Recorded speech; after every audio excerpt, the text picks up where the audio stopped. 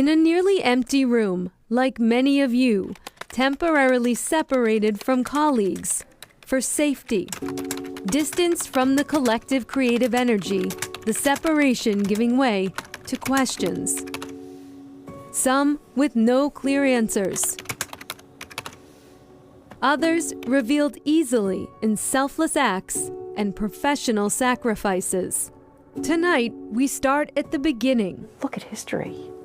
Look what happened historically. We sat down earlier this month with Brandeis University professor Alana Uretsky, a medical anthropologist who teaches a course on global pandemic, and Dr. David Jones, a Harvard University medical historian. There are different pathogens. You can talk about pandemics of plague. You can talk about, epidemics of cholera, typhoid.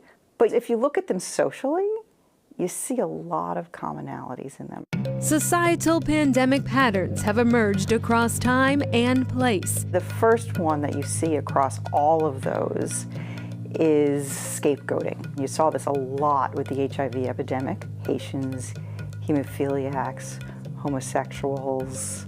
And with COVID-19, there's an incredible amount of xenophobia going on, an incredible amount of discrimination against Asians.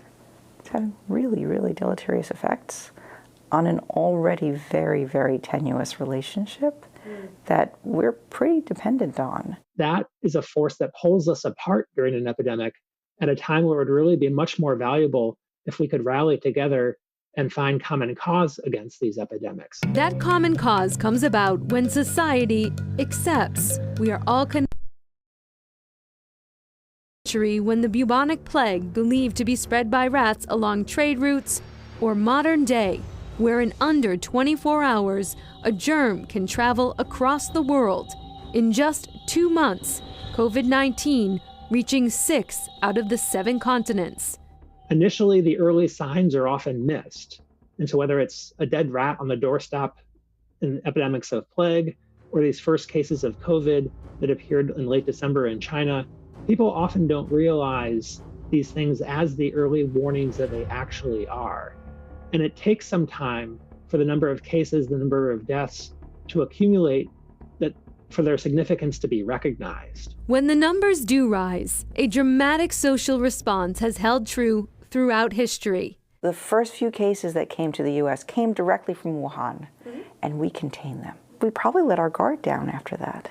Well, why is it? Well, we haven't had an epidemic like this for decades, possibly even centuries. And we have had many false alarms in the past. The world started to mobilize in response to flu and SARS in 2009 and 2003. And those epidemics either didn't happen in the case of flu or were easily contained in the case of SARS. And so I think that experience gave us false confidence. In the last 8 months of World War I, more people across the globe were killed by an elusive germ than all of the bullets and poison gas combined. The flu of 1918. Medical staffs were overwhelmed, lacked supplies. We don't have to go back a century to pay attention. Sometimes it's just weeks. But proven measures from 1918 are playing out now. It was the first time we saw large-scale closures and the flattening of the pandemic curve. Philadelphia responded slowly to the onset of flu, holding a large parade despite warning. Within 72 hours, all 31 of Philadelphia's hospitals were full. St. Louis, on the other hand, was paying attention, canceling all large gatherings. The outcome, much different.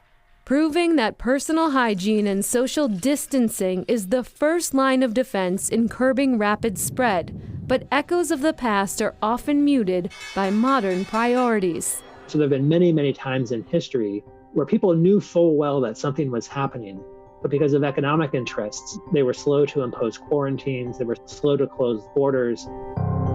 We are also benefiting from medical advancements. Our medical system and medical technology is radically different than it was in 1918. In 1918, they didn't even realize that influenza was a virus. In this case, the Chinese had the RNA sequence of the virus up and posted within weeks of it being identified.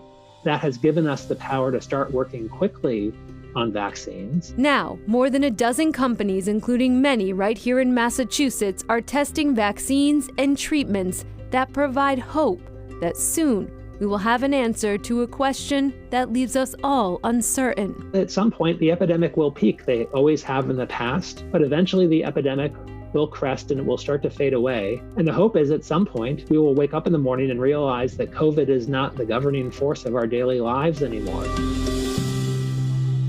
As Nicole mentioned, the search is on for a vaccine against COVID-19. It was another viral outbreak here in Boston that helped advance the very concept of vaccination. Inoculation had been in use in some parts of the world, but it was during a smallpox outbreak in Boston in the 1700s that it was applied for the first time in the West in a widespread way, sort of an early clinical trial. Up next, stress levels are high, so how can we cope?